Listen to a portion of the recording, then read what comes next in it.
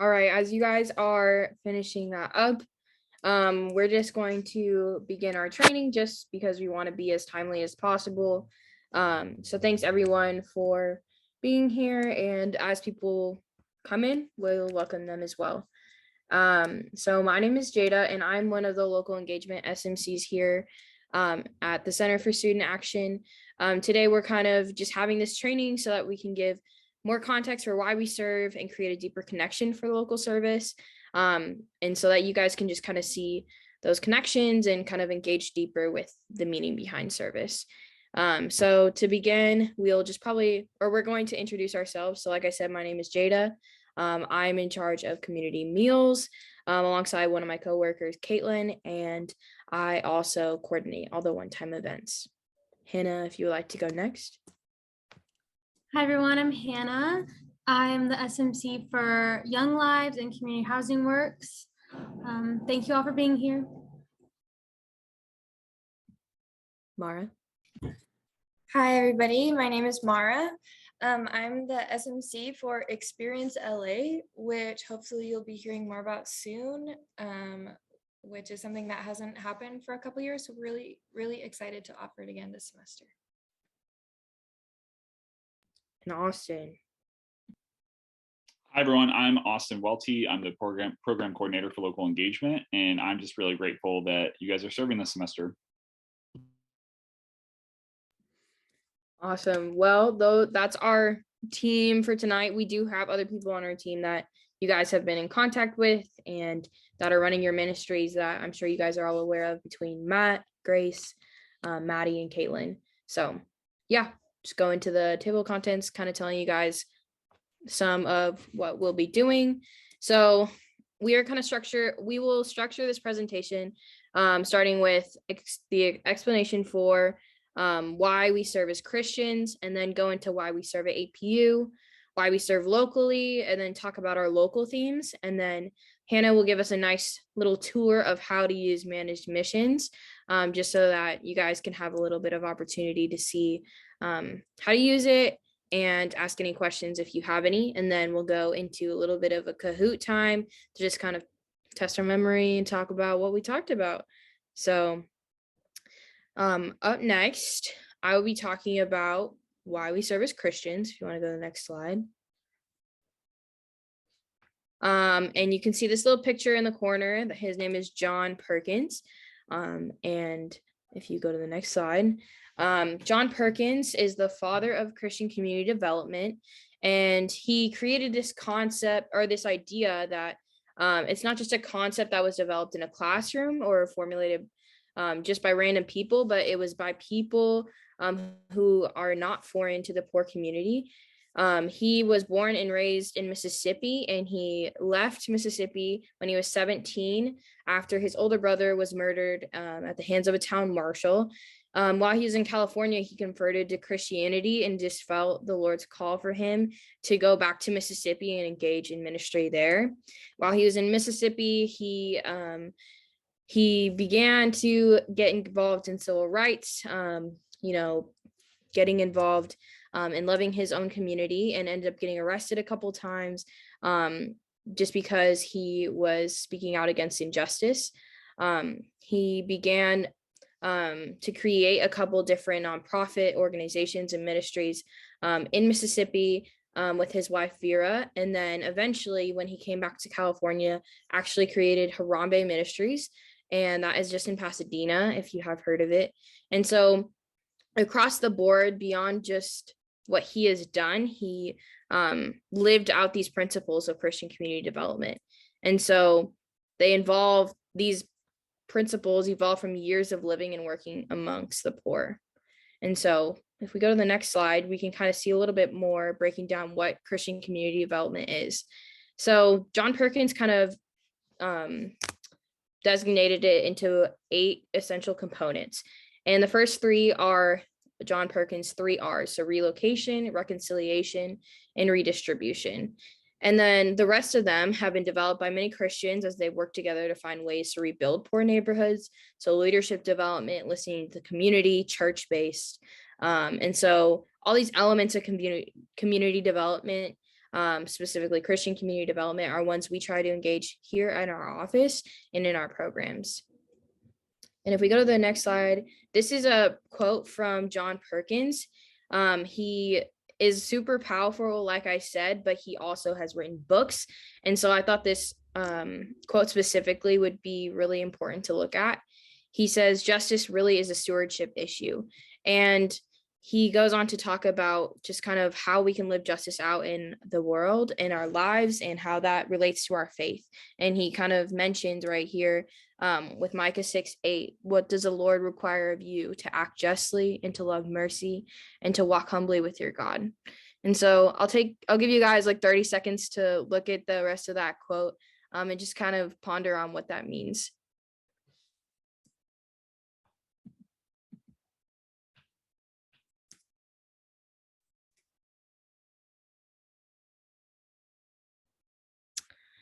Yeah, so like I said, Christian community development is kind of the core and foundation of not only what we do here at CSA, but many community development organizations, whether that be Homework House or community meals. It really gives us some, core foundation with those 8 components of why do we do what we do and why do we love people and how do we do that well. So, yeah. So we want to move from here into why we serve at APU as a Christian institution and university. It's important to understand how this translates to us specifically. And also because we have a service requirement here, we want to kind of understand the background of this. So APU's Foundations of Service, APU began in 1899 under the name the Training School for Christian Workers. APU is actually the first Bible college on the West Coast that was created to prepare students for service and ministry in the world. In that first year, our first president was Mary A. Hill. You might recognize that name from West Campus. And 12 students were part of the initial graduating class. So one thing that's important to think about here is how we talk about the legacy of difference makers that we want to leave from students and others at APU. And we want to see how that translates today. A lot of the times we can think about how this connects through our 4 cornerstones that you might recognize. They're Christ, scholarship, service, and community. APU chooses to focus on one of these each year. So kind of throughout your 4 years, you should hear about each of them. And service opportunities don't actually just fulfill the one cornerstone of service. They're found at the intersection of all 4. So our hope is that you are taking your scholarship, your learning into your service opportunities and applying that alongside others in community and also alongside community members that we might be serving with or serving, all in the pursuit of Christ and God's kingdom coming down to earth. And one thing that APU says about the service cornerstone is that our students often find these experiences to be among the greatest of their lives. So for any of you that may have done a service experience locally or globally before, I'm sure you can relate to that. I know that I can and other members on our team can. Definitely serving through Mexico Outreach and other local opportunities that I have through this time have been some really impactful experiences because of the relationships you get to make, the people you get to engage with, and just the way that getting out of your comfort zone and getting out of your bubble where your main identity is a student can really help you grow. So we would love to share some testimonies and quotes about the impact that volunteering really can have on your life. Yeah, thanks, Mara. This is just one quote from one of our partners that we work with at Community Meals, which is a ministry for homeless individuals and low-income individuals at the church across the street. And this quote from Leaf, I'm not going to read it word for word, but he just talks about how integral volunteers from APU are to the service they do. And this is not unique to Community Meal. This is really common with the orgs we work with, that they're doing good in the community and they really need to partner with APU students. And you all make a really big impact. And, we are grateful. Your service partners are grateful. Yeah, you can move to the next slide. And so here's just some more quotes. Some of them are from volunteers, some of them are from partners. Feel free to take a look right now. I'm just going to read a couple of them, but the first quote is from Kristen Johansson, who oversees Young Lives, and her quote just talks about how integral APU volunteers are to making their ministry work. The ministry is giving teen moms a chance to join Young Life clubs, and volunteers are able to watch their children, able to just take a burden off of them and make that that club possible. So another one I want to highlight is the bottom quote, just talking about how at the garden, this individual volunteered and was able to meet people they might not have before to connect their major to the service. So we just hope that service is really a new and exciting thing for you, that you know that you are really making a difference, whether it's helping in a garden, babysitting, helping with a sports program. It ties into what we're going to be talking about the rest of this presentation, but why service matters and how you can make a difference in the community, even if you don't feel like it is a big impact. It is.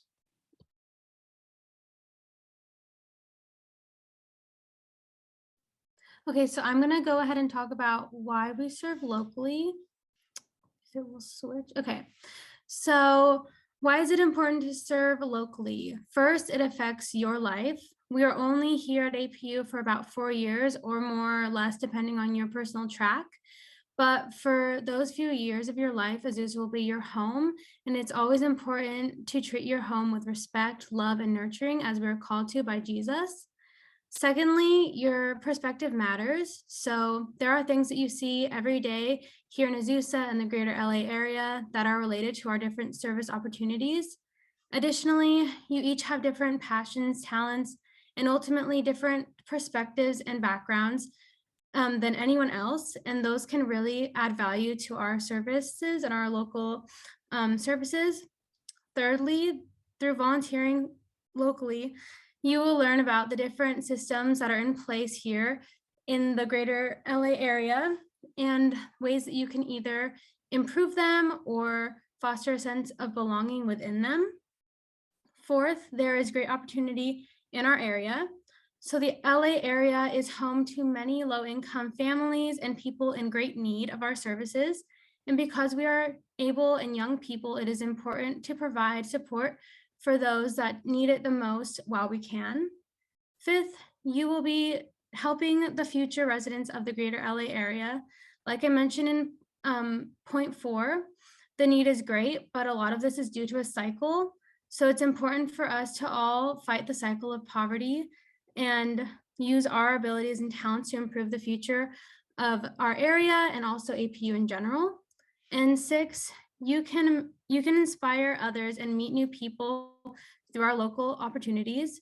You'll be meeting people from APU at these service opportunities that you might not have met before. And what's really cool about that is that even if you're from a different major or a different background, you all made the same decision to serve at that specific opportunity, which is pretty cool. And then here's a few Bible verses that really speak to why we serve locally. So 1 Peter 4:10 says, as each have received a gift, use it to serve one another as good stewards of God's varied grace. And Galatians 5:13 says, for you are called to freedom, brothers, only do not use your freedom as an opportunity for flesh, but through love serve one another. Thanks, Hannah. So Hannah kind of went over just a little bit more of the specifics of why your impact matters. I'm going to talk right now for a little bit about our local engagement themes. And when I say themes, I'm not necessarily talking about themes from a book or from a movie. These are elements of all of these service opportunities that should occur and you guys are impacted by, experience, and it should be, they're basically tenets of all of our service opportunities. So yeah, I want to take a second and talk to you about those. You can go to the next slide.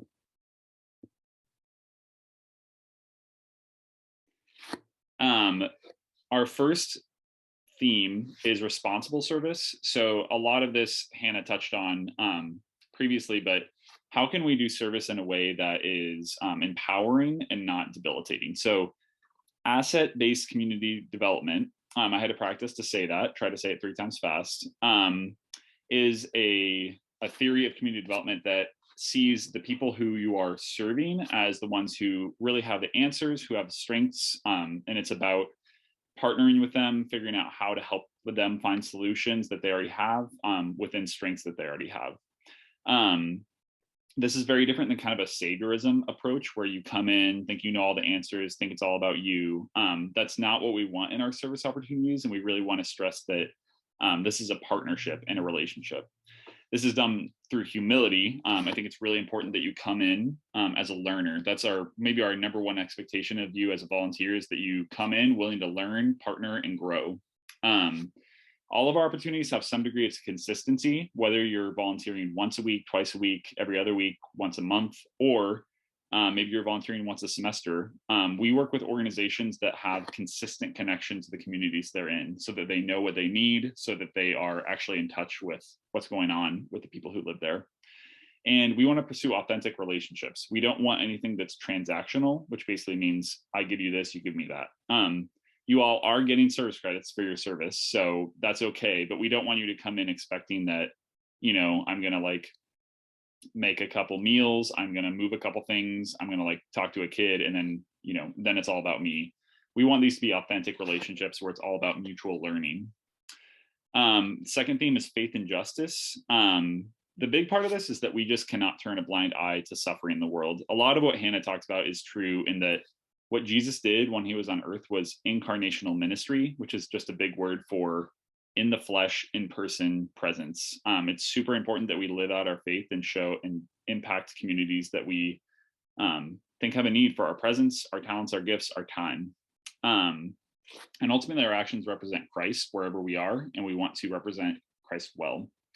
A couple verses that I want to touch on, I won't read through them all, but I'd encourage you to write these down. Matthew 25:40 is the least of these verse, where Jesus is, or where God is basically saying, on judgment day, whatever you did for the least of these, you did for me. And Amos, which is just talking about how the Israelites were pursuing God through tradition, through religion, through ceremony. And God said, I want you to pursue justice. And that is how you will worship me. So those are big verses. I'd love to talk to you more about them, but our third theme is personal transformation. We also want you guys to get something out of this. We want it to be an exciting experience. I think through service, you learn the most about yourself. You understand what your calling is, what your passions are. You're going to encounter real diversity, which is you're going to be among and get to know people who have completely different backgrounds and stories than you, and learn how life is lived in a different place than where you grew up. And you're going to really learn about yourself. You're going to transform others just as you are transformed. So we're excited for you. We're excited for you to be a part of service. All right, so I'm just going to take you guys on a little tour of Managed Missions. So to get to Managed Missions, you're going to go to csa.managedmissions.com. And it's just going to take you to this login where you're going to use your APU login. And then it will take you to your trips that you're on. So just for example, Community Housing Works, it has your trip information right on the home screen, along with tasks and goals that are coming up. And then on the left side, it's going to be a few tabs that are really important. So first of all, you have your own info, so you can update this as things change, along with your meetings. So tonight was the local service training, and any other upcoming meetings will be posted here. Additionally, probably the most important part of Managed Missions is the tasks and goals. Here you can find the release, like the liability forms that you need to sign in order to receive service credits, along with the COVID attestation form, which you need to fill out at least 24 hours before your first time serving at your specific service site. And then there's also probably going to be other tasks and goals based off of whatever service you're working with.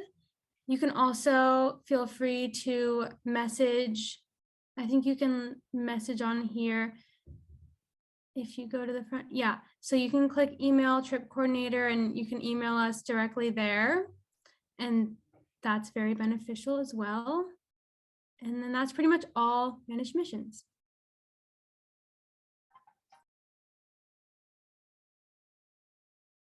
Awesome. There we go.